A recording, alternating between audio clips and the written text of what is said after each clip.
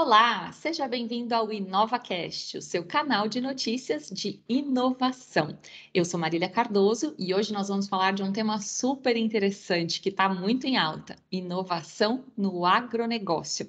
Quem vai conversar com a gente sobre esse tema é o Alexandre Garcia, ele que é PhD em agronomia e diretor global de sementes da Bioceres. Alexandre, seja muito bem-vindo, obrigada aí pelo nosso papo. Olá, Marília, boa tarde, tudo bem? Eu que agradeço o seu convite, estou muito feliz de estar aqui. Eu sou um grande fã de podcasts e é um prazer enorme poder participar aqui com vocês. Ah, o prazer é todo nosso. Bom, para a gente começar a aquecer aí os motores, eu queria que você contasse para a gente, na sua opinião, quais são as maiores inovações do agronegócio brasileiro. A gente sabe que tem muita coisa acontecendo, mas sob a sua ótica, o que que você elencaria aí como o mais relevante nesse setor? Tem, como você disse, bastante coisa acontecendo mesmo e eu acho que eu vou estar longe de cobrir todas as inovações. Então, eu vou tentar resumir o que eu acredito ser muito relevante. E antes disso, eu queria voltar nos conceitos ou em formas de inovação que vocês trabalham bem. E a gente trabalha com inovações em produtos, em processos e em modelos de negócio. E eu acho que no agro não é diferente. Então, para falar um pouquinho de produtos, e começando já aonde tudo começa no agro, que é na semente, eu vejo uma grande inovação enorme em produtos e em sementes que anualmente são desenvolvidas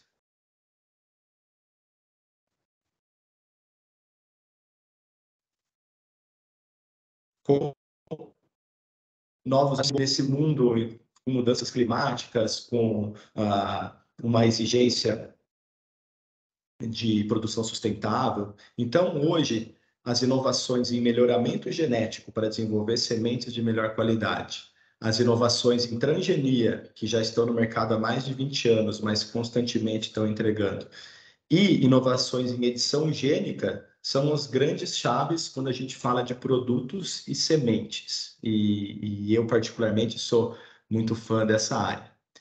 Depois, em produtos ainda, a gente vê uma tendência muito grande na troca de produtos químicos e fertilizantes, etc., para produtos biológicos. Então, hoje existe uma linha muito grande em agronegócio em você ter um biofertilizante, um bioinseticida, um bioherbicida, um inoculante. Essa é uma grande tendência, com certeza. E aí, quando a gente fala de produtos também, talvez fique um pouco fora do radar, mas são as culturas de plantio que hoje se colocam no agronegócio brasileiro. O pessoal tende a achar que o agronegócio é muito focado apenas em soja e agora em milho, mas o Brasil ele tem a maior diversidade de produtos do agronegócio e constantemente a gente vê oportunidades para novas culturas que não eram passadas ou plantadas no passado entrando. Isso é que eu vejo de inovação em produtos. Aí agora a gente entra em processos. E aí é onde entra muito das tecnologias que a gente vê no dia a dia e que o pessoal talvez confunda a tecnologia com a inovação, mas na verdade a tecnologia permite a inovação nos processos. E aí quando eu falo processos em agronegócio desde a forma em que se faz o plantio e o manejo e o acompanhamento de toda a lavoura, e aí todas as máquinas, as tecnologias de internet das coisas, etc., que a gente pode detalhar um pouquinho mais depois, que vem revolucionando a forma de produção e permitindo uma expansão muito grande, como também os processos de gestão das áreas e das fazendas e todas as unidades rurais, que também está sofrendo uma disrupção muito grande. Então, eu vejo bastante inovação em como conduzir ou como manejar as propriedades rurais hoje. E, por fim, em negócios, em modelos de negócio, eu acho que tem uma tendência muito grande para uma redução da pegada de carbono em processos agrícolas, há uma pressão muito grande por uma agricultura sustentável. E, com isso, a gente vê uma percepção maior do consumidor agregando valor a esses processos sustentáveis. Então, hoje, esse mercado simplesmente Vamos pegar um exemplo de commodities, de comercialização, em que você só compra e vende, independente de como foi produzido, e vende para um grande comprador. Eu vejo que isso vai mudar um pouco e vai ser uma inovação em você conseguir agregar valor com toda a cadeia de produção, toda a informação de produção, como que você vai comercializar não só o produto em si, mas a informação agregada de como esse produto foi produzido para você conseguir trazer o maior valor e atender essas demandas futuras. Então, fazendo um apanhado geral, eu acho que é isso. Muito interessante. E como é que você acredita que essas inovações em produtos, em processos e em gestão, elas estão impactando a produtividade do agronegócio brasileiro? Primeiro que eu acredito, é fato, os dados mostram que a produtividade vem sendo drasticamente afetada positivamente. Quando a gente fala em produtividade no agro, é interessante, porque eu vou separar um pouco, né? Então, a gente tem a produtividade que, quando você fala, por exemplo, numa lavoura de milho, você quer saber quantos quilos de grão foi colhido por hectare. Essa é uma definição muito boa de produtividade. Ou quantos quilos de carne você pode produzir por unidade diária. Essa produtividade pura da agronomia, per se, do agronegócio, ela vem crescendo ano a ano e é 100% resultado da combinação de melhores sementes, melhores práticas de manejo e melhor gestão. Então, eu acho que isso é uma produtividade, vamos chamar, per se das lavouras.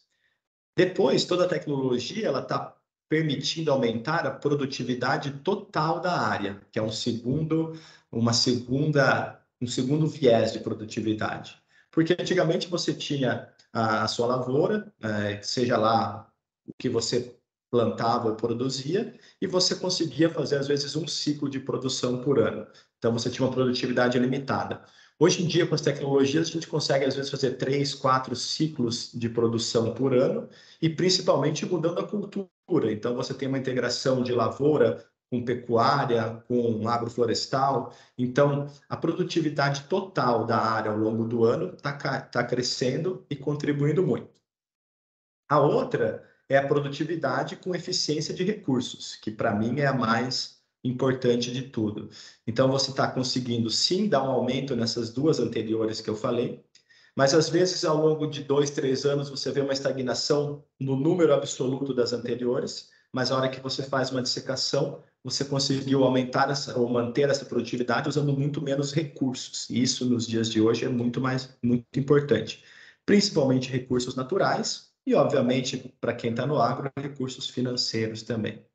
E aí a última que a gente conversa muito com quem é do agro é a produtividade pessoal mesmo de cada um, porque todas essas ferramentas elas permitiram as pessoas serem mais eficientes também. Então, o tempo em que elas têm que se dedicar àquela atividade, ele foi otimizado com as tecnologias e inovações que nós temos hoje, e isso também está relacionado à produtividade do agro, você ter as pessoas conseguindo produzir mais no seu tempo, uma produtividade de tempo mesmo, atingindo os mesmos resultados.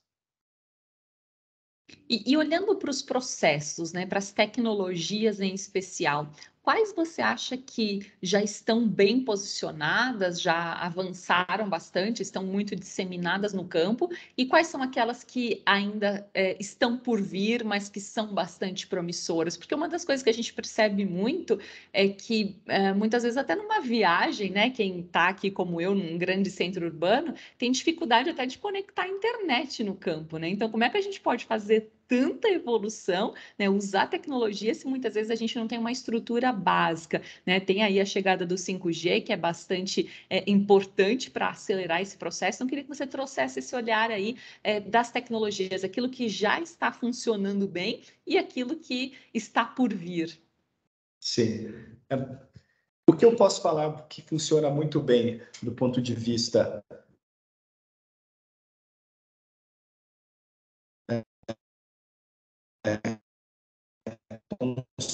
consolidado, constantemente inovando, isso funciona bem. Alexandre, técnicas de manejo, como plantio de... eu vou precisar te interromper, porque teve um problema na internet. Então, a gente não conseguiu entender. Então, eu vou te pedir para responder tudo de novo, e aí a gente corta isso. Que Da funciona. pergunta das tecnologias, isso, aquilo que já está funcionando e aquilo que está por vir. Aí você pode começar a sua resposta de novo. Tá bom. Bom, tecnologias de uso de DNA para fazer novas sementes, transgenia, isso para mim funciona bem e vai continuar funcionando, só tem a crescer. Técnicas de manejo, como plantio direto, que é uma coisa muito consolidada, assim. E aí agora falando no que talvez esteja mais na moda, que é aquela agricultura 4.0, todas as tecnologias da agricultura 4.0, que são a internet das coisas, diversos sensores que são para ser usados, imagens captadas por drones, por satélites, por constelações, veículos autônomos, automação, tudo isso faz parte do que a gente chama de agricultura 4.0. Tem muita coisa na mídia, tem muita oportunidade rolando, sim. Agora, ainda há muito que ser consolidado na indústria. Então, apesar de muitos experts dizerem que isso tudo já está aplicado, sim, existe muita oportunidade, mas existe um grande caminho ainda. Primeiro, para a consolidação da conectividade, como você disse, tudo isso depende de conexão, então é um problema muito grande no Brasil hoje. Algumas dessas tecnologias têm regulamentações que ainda não são claras para a agricultura, então tem que tomar muito cuidado com isso também. E depois é como processar. Hoje tem muita tecnologia que está gerando muito dado. Agora, a inteligência artificial, para você conseguir processar todo esse dado e realmente fazer uma entrega para... Eu acredito que poucas empresas estão conseguindo fazer isso hoje. Então, tem um ecossistema de coleta de dados e geração de dados, e a gente precisa de muito foco agora em como interpretar e analisar de forma ágil. O agricultor precisa de respostas muito rápidas para ele. Legal, bem interessante. E como é que você acha que o Brasil está em relação ao mundo no que tange a inovação no agronegócio? Olha, hoje a gente tem alguns polos de inovação. A gente vê muita coisa saindo, claro, do agro, do Vale do Silício, São Francisco, Israel é um polo muito grande para agro também, mas o Brasil viu que ele pode ser protagonista. Então, eu acho que o Brasil, ele hoje, talvez não seja líder em gerar as inovações, apesar de estar muito avançado, talvez não seja líder, mas está competitivo. Agora, eu sempre vi o Brasil como o maior local de validação dessas tecnologias. Não tem nenhum outro país ou outro local no mundo em que tenha uma agricultura tão vasta do ponto de vista de área, do ponto de vista a quantidade de coisas que podem ser testadas e validadas dentro do nosso território é enorme. Se você pegar a situação do agronegócio no sul do Brasil, é completamente diferente da do norte do Brasil, então você tem uma quantidade muito vasta de ambientes, de culturas, igual eu vinha falando, a gente aqui tem, não é um país especializado em uma cultura ou um produto do agro, aqui você pode testar praticamente tudo que o agro pode oferecer, o Brasil tem capacidade de comportar. Então, eu vejo o Brasil com um papel fundamental na validação e na implementação dessas tecnologias. Tanto que, Marília, se você pegar hoje as maiores multinacionais ou as startups, todas querem ter negócios aqui no Brasil e talvez o Brasil seja o principal mercado delas. Outra coisa que é interessante aqui no Brasil também, para fazer testes, é a escala em que ocorre a nossa agricultura.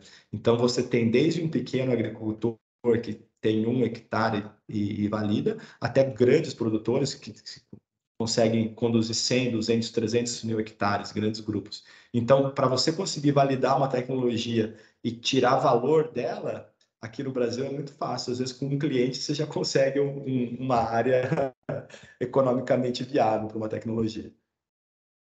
Tem um ótimo campo de experimentação, né? Isso é bem interessante. Agora, você falou bastante de inovação em produto, em processo. Queria que você trouxesse agora um pouco do seu olhar sobre a gestão, né? Como é que as empresas do agronegócio estão trabalhando a governança de inovação? Porque muitas vezes, como você colocou, né, o agro ele tem várias escalas, né? Tem ali o pequeno produtor, a agricultura familiar, mas a gente tem também grandes grupos que têm até mais dificuldade para fazer a gestão da propriedade, né? Como é que você enxerga esse olhar aí de governança de inovação? Vou tentar quebrar um pouco por partes. Então, de fato, a gente tem uma heterogeneidade muito grande dentro do Brasil. Então, você tem grandes grupos hoje cotados na bolsa que operam dentro do agro, em que são forçados, de certa forma, a fazer não somente a gestão de suas áreas, mas a gestão da inovação também, para conseguir trazer valor. E aí eu quero fazer um paralelo aqui de quão importante é ter a gestão da inovação. Às vezes a gente vê muitas startups, talvez, com um produto, uma oferta que realmente o mercado precisa, mas eles não conseguem fazer a gestão de tudo que é criado e acabam sumindo. E as empresas também, elas acabam vendo um valor, tentam fazer uma parceria para implementar uma tecnologia e não conseguem fazer uma gestão adequada para conseguir implementar aquela inovação e acabam achando que o produto não é bom, quando na verdade a gestão não foi boa. Mas enfim, então a gente, voltando, tem esses grandes produtores ou grandes grupos em que tem uma gestão eficiente. Você tem grandes grupos que não têm gestão nenhuma, então eles são tão grandes hoje que eles vão no bolo e acabam indo, mas você não tem uma gestão nenhuma, talvez poderia ser muito maior se colocasse uma gestão. Tem grupos médios que fazem uma gestão muito boa, e a gente tem vários exemplos disso. E, no geral, a grande massa abaixo, acho que acaba não fazendo muita a gestão, não só de sua propriedade, que deve ser muito bem gerida, mas também da inovação. E aí, falando em gestão também, eu queria fazer um ponto dos relatórios ESG, ou ESG, que estão bem falados hoje. Você fazer uma produção ou fazer qualquer atividade agrícola, e com isso você ter uma gestão e emitir um relatório de que você fez as coisas environmental, social e governance, que é o ESG. E isso daí, então, você tem que fazer práticas sustentáveis para o meio ambiente, que é o E. Você tem que fazer isso com responsabilidade social, que é o S, e você tem que fazer isso com governança, que é o G. Então, a governança ela está embutida numa das maiores tendências hoje para o agro, que são os reportes ESG, e que isso vai ter um valor muito grande também para as empresas, principalmente aquelas que estão comprometidas a reduzir pegada de carbono, partir para uma agricultura mais sustentável. A governança de tudo que é feito é fundamental nesse processo. E qual que é o papel das fintechs, né, as agtechs ou agritechs, como a gente vê aí em muitos locais? Qual que é a importância delas para turbinar, para aumentar a produtividade no agronegócio? Fintech hoje, você sabe que o agronegócio ele não gira apenas com dinheiro físico, como a maioria das pessoas está acostumada, né? As moedas de troca não são apenas dinheiro. Você tem produtores que podem emitir cédula de produtor rural, em que ele troca a produção dele antecipada por crédito e ele pode trocar isso por insumos, por produtos. Ele pode fazer antecipar recebíveis colocando a sua produção como garantia. Então, tem todo um mercado no agro em que as fintechs são fundamentais, tanto para que você consiga fazer os contratos e as transações de forma ágeis e seguras, essas transações financeiras que não envolvem apenas moeda, dinheiro, né? Outros tipos de moeda, para você fazer os registros disso e os cadastros aonde são necessários, para você conseguir seguros e antecipações de crédito de uma forma muito ágil. Então, hoje, o financiamento do agro, ele não depende apenas de grandes bancos, como era no passado, mas para você conseguir girar, as fintechs têm um papel fundamental de agilidade, dando segurança e confiabilidade para as operações de crédito. E além das fintechs, as outras startups que também têm tecnologias para o agro, você tem percebido que esse é um movimento constante, porque o número de startups voltadas para o agro, ele vem crescendo assim de uma forma bastante exponencial, né? Isso já é uma realidade para quem está no campo, elas realmente estão trazendo mais facilidade, mais tecnologia para o dia a dia do produtor rural? Sim, então, eu vou dar algum exemplo de coisas práticas que a tecnologia está dando e você vê grandes movimentos indo por esse caminho. Um exemplo primeiro, controle de ervas daninhas no campo. Como é que era feito antigamente? O produtor olhava a sua grande área, via que tinha alguma erva daninha que ia afetar a sua produtividade, fazia uma formulação de qualquer herbicida e aplicava no campo inteiro. Bom, qual que é o problema? O problema é que não é o campo inteiro que tem erva daninha, tem lugares concentrados. E segundo é que ele está jogando o produto fora, está perdendo dinheiro, e ele está jogando o produto no meio ambiente. Hoje, com tecnologia de automação e análise de imagens, você consegue, com o seu pulverizador, que é o equipamento que vai soltar o herbicida para acabar com a erva daninha, ele vai direcionado apenas aonde tem a erva daninha. Então, em vez de soltar no campo inteiro, você, por imagem, identifica e dispara exatamente localizado só ali. É uma economia enorme de produto, é uma economia enorme de dinheiro e é fantástico para o meio ambiente.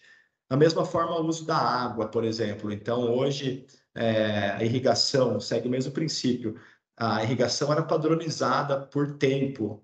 Então, você ligava a água e deixava ela molhar ou regar a lavoura por um certo tempo. Às vezes está regando demais, às vezes de menos. Então, hoje, com sensores, você consegue monitorar a qualidade do solo para você conseguir fazer uma irrigação muito mais precisa e atender somente a necessidade da planta, não mais e nem menos. Da mesma forma, fertilizantes. Então, como que você faz a fertilização do seu solo, a correção dele? Antigamente era tudo feito de uma forma padrão. Hoje em dia ela é muito localizada em pedacinhos da fazenda, você sabe exatamente o que você precisa e você só faz aquela recomendação. Imagens hoje para predição meteorológica, para você conseguir estimar a produtividade da sua lavoura, para você ter um sistema de alertas se alguma praga está chegando ali. Então, tudo isso são inovações técnicas que estão beneficiando muito o agro. Imagino que tenham algumas iniciativas também no que tange às mudanças climáticas, né? Porque se tem uma área que está sendo afetada por todas essas alterações de clima, sem sombra de dúvidas, é o agronegócio, né? Você já viu iniciativas nesse sentido? Eu já vi, inclusive, eu tenho que fazer um merchan aqui, que a empresa que eu trabalho hoje é a única empresa no mundo que oferece soluções genéticas, transgenia, para produção em condições de limitação hídrica. É uma tecnologia que se chama HB4 e ela permite que plantas, e aí nesse caso é soja e trigo, consigam produzir mais em situações de limitação hídrica. Mas, além disso, a gente tem um esforço muito grande em produtos biológicos que você consegue combinar. Vou fazer um paralelo aqui. Talvez você já tenha ouvido que a nossa flora intestinal, os micro-organismos do nosso intestino, eles regulam muito a nossa saúde.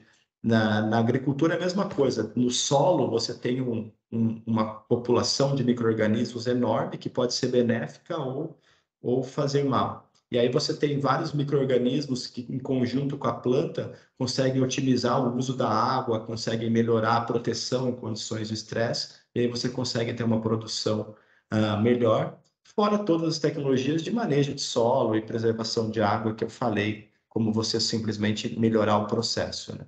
Mas, de fato, a maior limitação hoje para qualquer área do agronegócio são as mudanças climáticas, principalmente aumento de temperatura e diminuição de disponibilidade hídrica para as culturas de água. Ainda bem que tem a tecnologia chegando aí com força para resolver aí esses problemas que o próprio homem vem causando, né? Para a gente encerrar aqui esse bate-papo, Alexandre, o que você acredita que ainda haja de oportunidade no campo que não está sendo explorada? Então, de repente, tem aqui algum ouvinte nosso que está querendo criar uma startup para atender o agronegócio. Onde é que você acha que estão as maiores oportunidades? Essa é uma pergunta, porque É a a pergunta gente de $1 vê. milhão, né? Essa é a pergunta de $1 milhão. Hoje, no Brasil, talvez pensando em gargalos, a gente tem um gargalo para o agro de logística, eu acho que é um dos grandes gargalos, então tem muito a isso.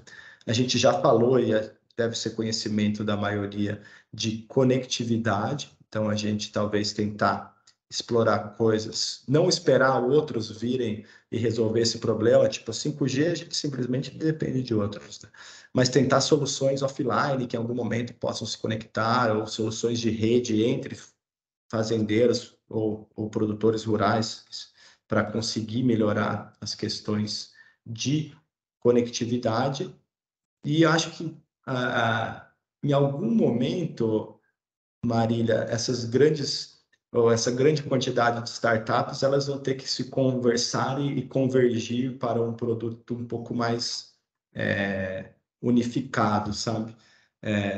Eu não sei como é que eu posso colocar isso de uma forma não monopolizadora, mas é que eu vejo que tem muitas soluções complementares e que são jogadas de forma solta para o produtor. E aí ele tem uma plataforma aqui que resolve um problema A, e ele tem uma plataforma que vai resolver o problema B e a outra C, que são muito boas sozinhas, mas elas não se comunicam entre si. Então, você não tem uma solução que o produtor possa, de forma simples, resolver todos os problemas. Então, talvez uma das grandes oportunidades seja todas essas soluções que estão disponíveis hoje, como que você consegue fazer elas comunicarem entre si para conseguir entregar um resultado consolidado, para que o produtor não tenha que ficar lidando com diversas coisas ao mesmo tempo. A gente sabe que qualquer pessoa, se ela tem muita complexidade no sistema, a inovação ela tem que tornar as coisas simples, né? Quanto mais você coloca complexidade, menos o usuário se dedica àquilo. Então, se a gente tiver muitas soluções separadas, eu acho que isso vai acabar limitando o potencial de algumas. Tá aí uma dica bastante preciosa, né? Tem que buscar a integração desses sistemas. Cada um só tem um pedaço da ideia e não resolve o problema ali no fim do dia do produtor rural. Bom, foi bem interessante esse papo. Quero agradecer mais uma vez a sua participação, Alexandre. Foi um prazer. Hoje nós falamos com Alexandre Garcia, ele que é PhD em agronomia e diretor global de sementes da Bioceres. Nós falamos sobre inovação no agronegócio. Eu sou Marília Cardoso, vou ficando por aqui. Para você não ficar com saudade, dá uma olhada nos outros episódios do InovaCast. Tenho certeza que tem bastante coisa para você aprender e se inspirar. A gente se encontra no próximo episódio. Até lá!